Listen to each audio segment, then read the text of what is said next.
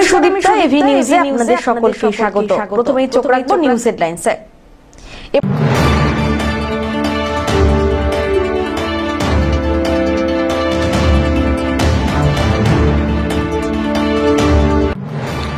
জেলা জুড়ে জোরদার জনসংযোগ, রাজনৈতিক দলগুলির একদিকে নজর কাটছে বাম প্রার্থী দেবরাজ, অন্যদিকে মিষ্টি মুখে প্রচার নির্মল চন্দ্র রায়ের।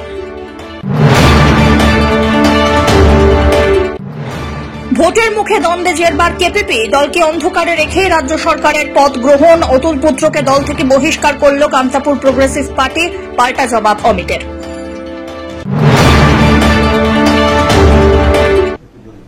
এবার আসছে বিস্তারিত সংবাদে।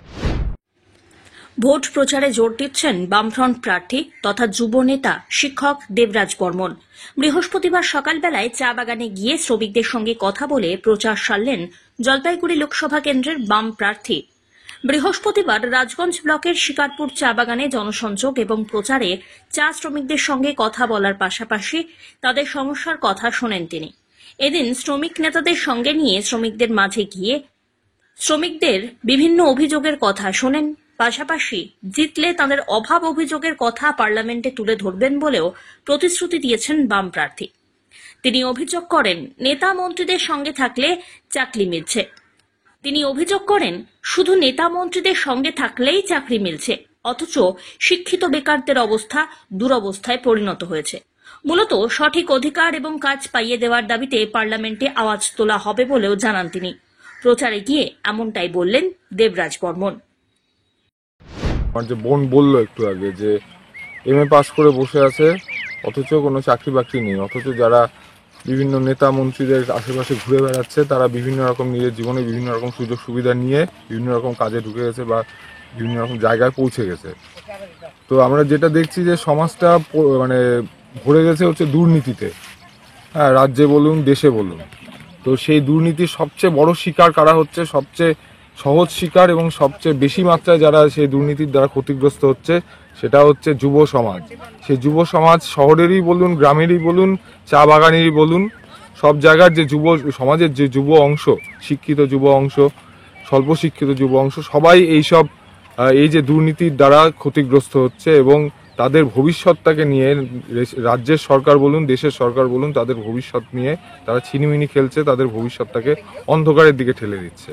তো আমাদের দাবি এটাই যে আমরা একটি বিকল্প সমাজ ব্যবস্থার কথা বলছি, বিকল্প ব্যবস্থার কথা বলছি, যেখানে হচ্ছে শিক্ষান্তে মানে পড়াশোনা শেষে তার যে যোগ্যতা, সেই যোগ্যতা অনুযায়ী সম্মানীয় মজুরিতে এবং সম্মানীয় পারিশ্রমিকে তার একটি কাজ তাকে হচ্ছে দিতে হবে। এটা একটা মানুষের অধিকার হবে। এই কাজের অধিকার প্রতিষ্ঠার দাবিতেই আমাদের লড়াই। এই লড়াইকে আমরা দিল্লির বুকে, পার্লামেন্টের বুকে নিয়ে যেতে চাই।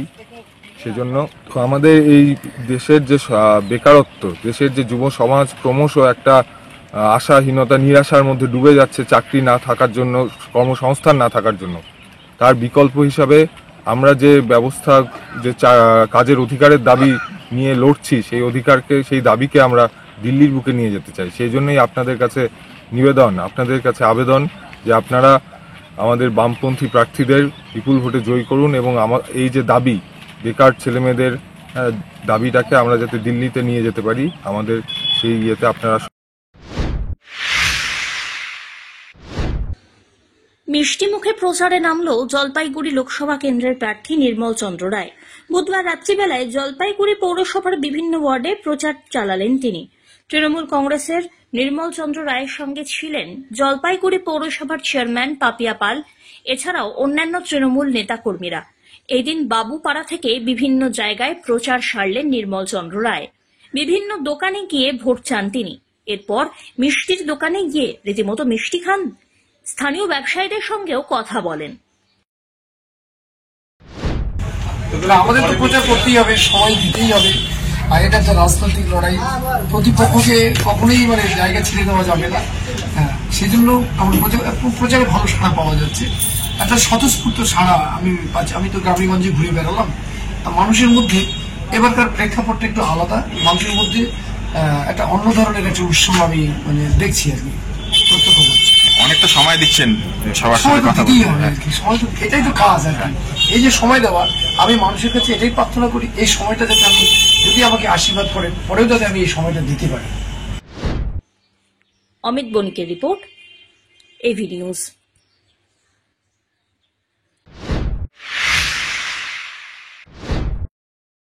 ভোটের মুখে দ্বন্দ্বের জেরবার কেপিপি, দলকে অন্ধকারে রেখে রাজ্য সরকারের পদ গ্রহণ।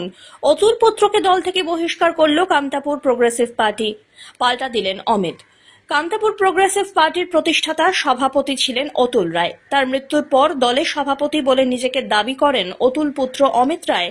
এ নিয়ে দলের ভিতরে মতবিরোধ থাকলেও সম্প্রতি অমিত রায় রাজ্য সরকারের দেওয়া কামতাপুর ভাষা একাডেমির চেয়ারম্যান পদ গ্রহণ এবং দলীয় প্রার্থীকে সমর্থন না জানিয়ে শাসক দল তৃণমূলকে সমর্থন জানানোর ঘটনায় দলের ভিতরেই দ্বন্দ্ব চরম আকার নিয়েছিল। বৃহস্পতিবার জলপাইগুড়িতে সাংবাদিক সম্মেলন করে কামতাপুর প্রোগ্রেসিভ পার্টির সহ সভাপতি বুধারু রায় জানান, দল বিরোধী কাজের জন্য এর আগেও অমিত রায়কে বহিষ্কার করা হয়, আবারও তাকে বহিষ্কার করা হলো। শাসক দলের হয়ে প্রচার এবং দলীয় প্রার্থীর বিরুদ্ধে কমিশনে নালিশ চালানোর অভিযোগে অমিতের বিরুদ্ধে আইনানুগ পদক্ষেপের হুঁশিয়ারিও দিয়েছেন তিনি। 2016 সালে কামতাপুর প্রোগ্রেসিভ পার্টির যখন প্রেসিডেন্ট অতুল রায় ছিলেন, আমাদের মুখ্যমন্ত্রী মমতা ব্যানার্জির সাথে কিন্তু বৈঠক হয় বিধানসভা ইলেকশনের সময়।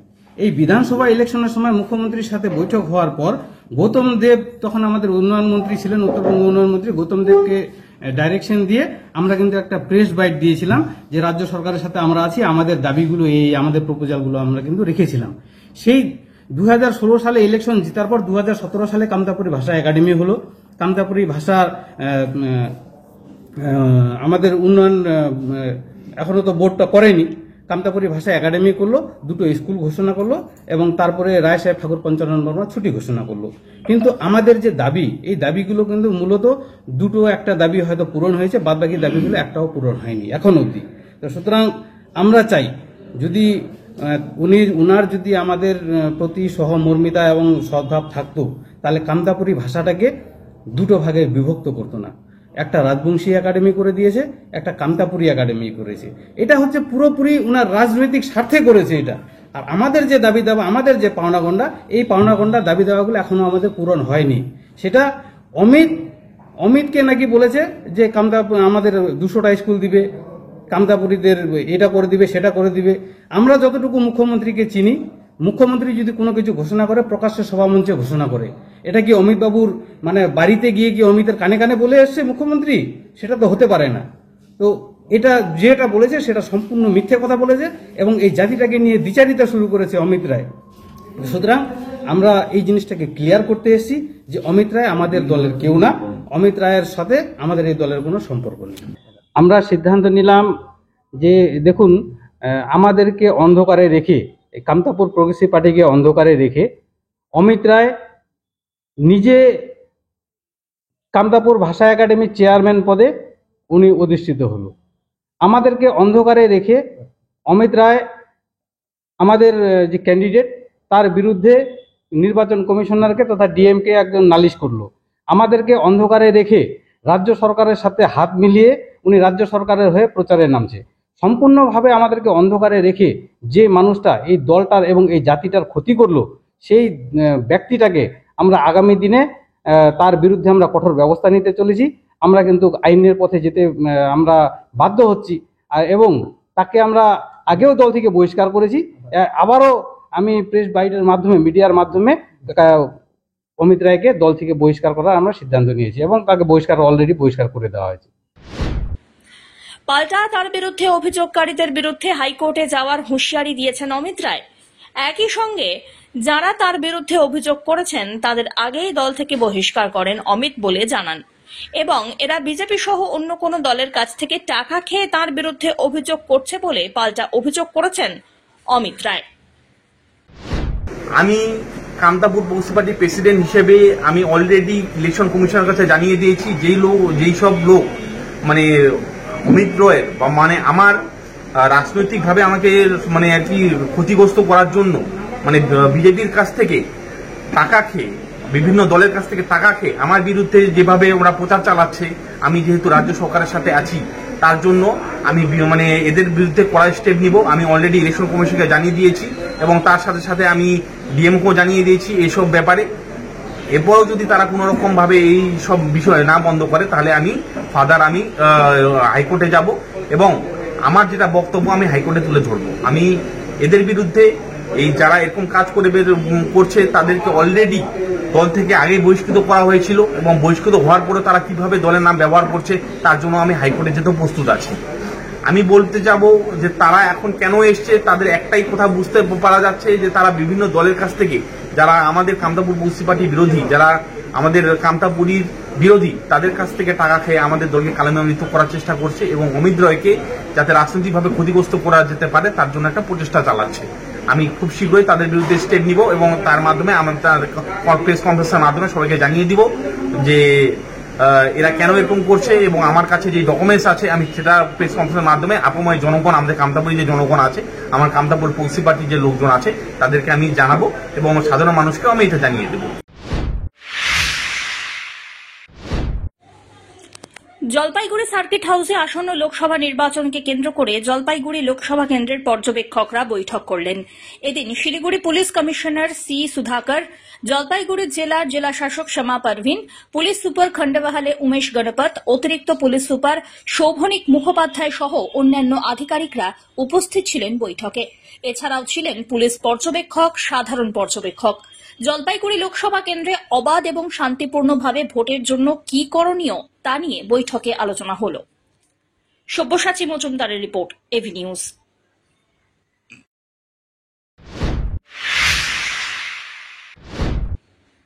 ধর্মের নামে ভোট প্রচার করে বিজেপি জলপাইগুড়ি লোকসভা আসনের পদ দখল করলেও এবার আর সেই পদ পাবে না, এমনটাই জানালেন জলপাইগুড়ি পৌরসভার উপপৌরপিতা।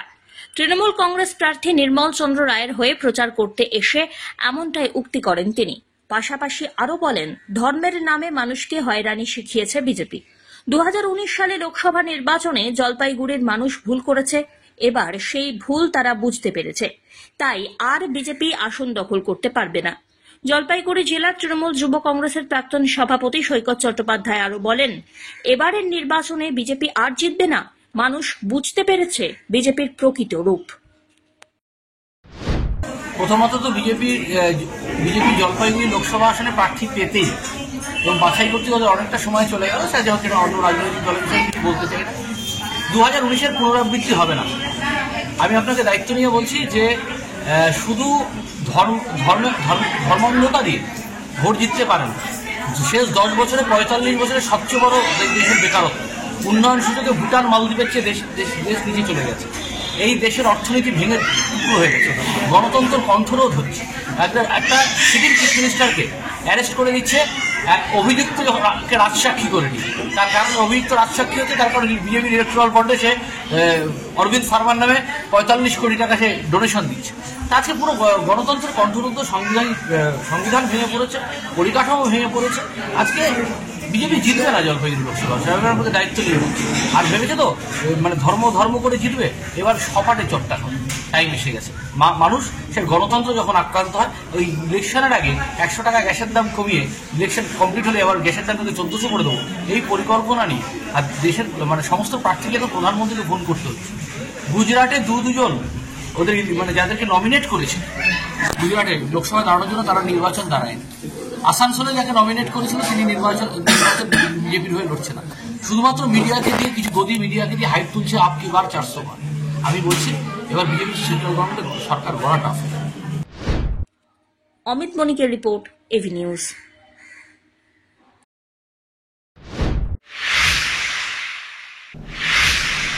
নিয়ে নিচ্ছে ছোট্ট একটি বিরতি, ফিরে আসছি বিরতির পর, সঙ্গে থাকুন।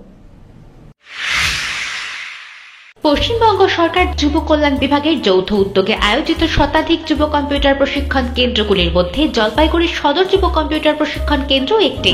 এখানে যুব কল্যাণ বিভাগের নির্ধারিত বিভিন্ন কোর্স রয়েছে, যেমন CITA, DITA, CFS, DFS, AutoCAD ইত্যাদি। মাধ্যমিক ও উচ্চ মাধ্যমিক পরীক্ষার্থীরা আবেদনযোগ্য। এখানে একজনকে একটি কম্পিউটারের সাহায্যে অভিজ্ঞ শিক্ষক দ্বারা প্রশিক্ষণ দেওয়া হয়। তাই দেরি না করে নিজের ভবিষ্যৎকে স্বনির্ভর করতে যোগাযোগ করুন শিল্প সমিতি পাড়া নিয়ার বেগুনটারি শহীদ লেন যুব কম্পিউটার প্রশিক্ষণ কেন্দ্রে। আরো বিস্তারিত জানতে দেখুন গভর্নমেন্ট ওয়েবসাইট www.wbyouthservice.government.in। পাখির চোখ আসন্ন লোকসভা নির্বাচন, দলীয় প্রার্থীকে জেতাতে চলছে ইঁদুর দৌড়। এবার নির্মল চন্দ্র রায়কে জেতাতে প্রচারে নামল তৃণমূলের প্রাথমিক শিক্ষক সংগঠন। বৃহস্পতিবার শহরের 20 নম্বর ওয়ার্ডে দেওয়াল লিখন কর্মসূচিতে সামিল হলেন সংগঠনের জেলা সভাপতি অরিন্দম ভট্টাচার্য সহ অন্যান্য নেতারা। এরপর বাড়ি বাড়ি গিয়ে প্রচারও চালান তারা। নেতারা জানিয়েছেন, দলীয় প্রার্থী নির্মল চন্দ্র রায়ের সমর্থনে প্রচার শুরু করলেন তারা। মানুষের আশীর্বাদে তিনি জয়ী হবেন বলেও আশাবাদী তৃণমূল। সকলেই জানে যে আগামী 19শে এপ্রিল আমাদের এবারে যে গোটা দেশে 7 দফায় নির্বাচন হচ্ছে, আমাদের রাজ্যে 7 দফা, তার মধ্যে প্রথম দফা 19শে এপ্রিল। আমরা পশ্চিমবঙ্গ তৃণমূল প্রাথমিক শিক্ষক সমিতি নতুন কমিটি নির্বাচিত হওয়ার পরে আমরা গোটা জেলায় ঐক্যবদ্ধভাবে সমস্ত লিডারশিপ একসাথে হয়ে আমরা এই নির্বাচনে অবতীর্ণ হয়েছি। সমস্ত আমাদের বিশেষ করে এই মিউনিসিপ্যালিটি এলাকা 25টি ওয়ার্ডে আমাদের 2টো করে দেওয়াল লিখনের কর্মসূচি ইতিমধ্যেই শুরু হয়ে গেছে। আজকে আমরা 19 নং ওয়ার্ডের বিধানসংঘ মোড়ে আমাদের সংগঠনের পক্ষ থেকে এখানে দেওয়াল লিখন হচ্ছে। আমাদের গোটা জেলাব্যাপী শিক্ষক সংগঠন আগামী দিনে এই নির্বাচনকে কেন্দ্র করে প্রচুর কর্মসূচি ইতিমধ্যে গ্রহণ করেছে। ধাপে ধাপে আমরা সেই কর্মসূচিগুলোর সাথে যুক্ত হতে যাচ্ছি এবং সমস্ত শিক্ষক শিক্ষিকাকে আমরা এই সংগঠনের একটা ছাতার তলায় আমরা নিয়ে আসার চেষ্টা করছি। যে দাঁড়িয়ে হচ্ছে এবারের নির্বাচনটা আমাদের শিক্ষক সমাজের কাছে একটা চ্যালেঞ্জ। আমরা শিক্ষক সমাজ সাধারণ মানুষকে এই বিষয়ে অবহিত করার চেষ্টা করছি যে এই সরকার যদি পুনরায় আবার গোটা দেশে আবার নির্বাচিত সরকার গঠন করে, তাহলে গোটা দেশ আগামী দিনে রসাতলে যাবে। এই বার্তা আমরা ছড়িয়ে দেওয়ার চেষ্টা করছি। অমিত বণিকের রিপোর্ট, এভি নিউজ।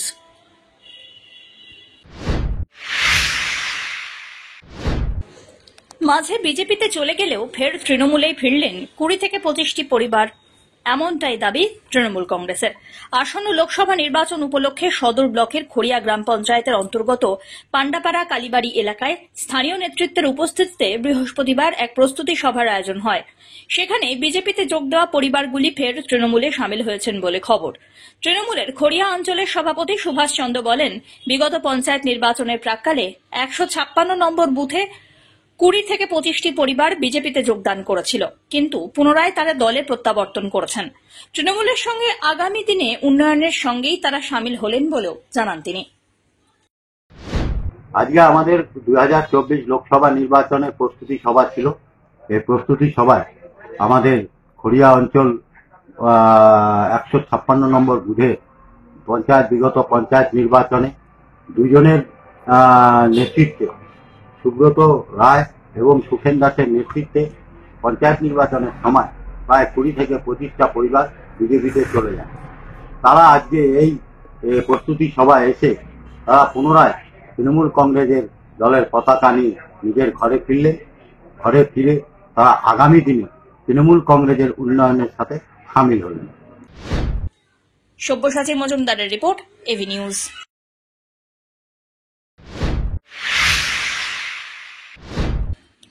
কোন বুথে ভোট দেন সেখানে কোনো সমস্যা নেই তো? জলপাইগুড়ি চা বাগানে গিয়ে শ্রমিকদের অভয় দিলেন কেন্দ্রীয় বাহিনীর জওয়ানরা। ভোট প্রক্রিয়া নির্বিঘ্নে শেষ করার পাশাপাশি ভোটারদের মনোবল বাড়াতে গত 1 মার্চ 4 কোম্পানি কেন্দ্রীয় বাহিনী এসেছে জলপাইগুড়ি লোকসভায়। প্রত্যেক দিন পুলিশকে সঙ্গে নিয়ে গ্রাম শহরে রুটমার্চ করছেন তারা। এদিন পুলিশকে সঙ্গে নিয়ে শহর সংলগ্ন একটি চা বাগানে যান কেন্দ্রীয় বাহিনীর জওয়ানরা। ভোটারদের সঙ্গে কথা বলেন, নিরাপদে ভোট দেওয়ার জন্য চা শ্রমিকদের অভয় দিয়েছেন তারা। পিনাকি শীলের রিপোর্ট, এভি নিউজ।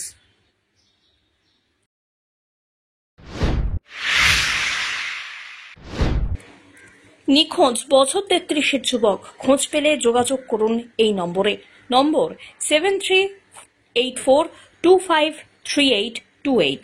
বাড়ি থেকে বেরিয়ে গিয়ে নিখোঁজ বছর 33-এর যুবক রবি রায় জলপাইগুড়ির খড়িয়া গ্রাম পঞ্চায়েতের দক্ষিণ সুকান্তনগরে নিখোঁজের বাড়ি।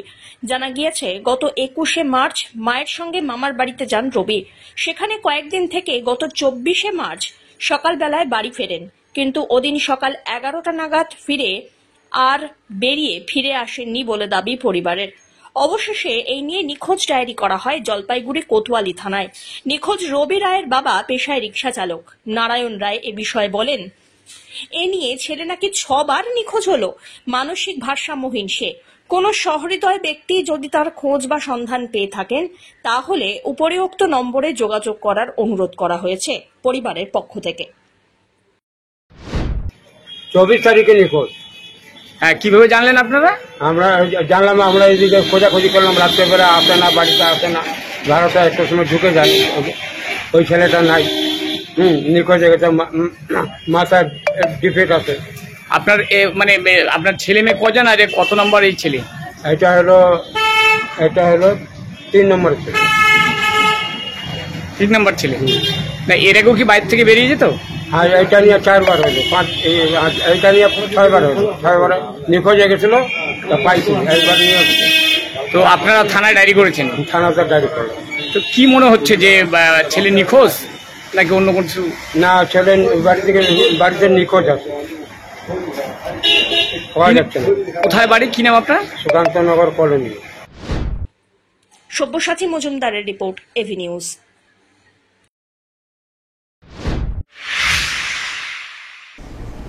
শেষ করবার আগে নিউজ হেডলাইন্স আরো একবার।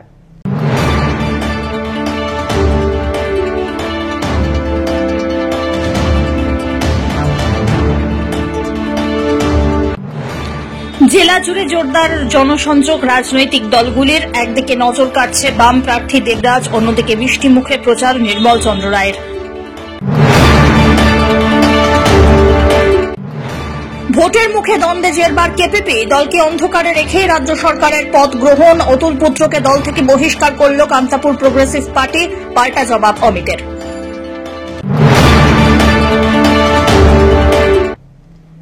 এখনকার মতো এভি নিউজ এ পর্যন্তই। পরবর্তীতে আসছি আরো সংবাদ নিয়ে। দেখতে থাকুন আমার বিশেষ। নমস্কার।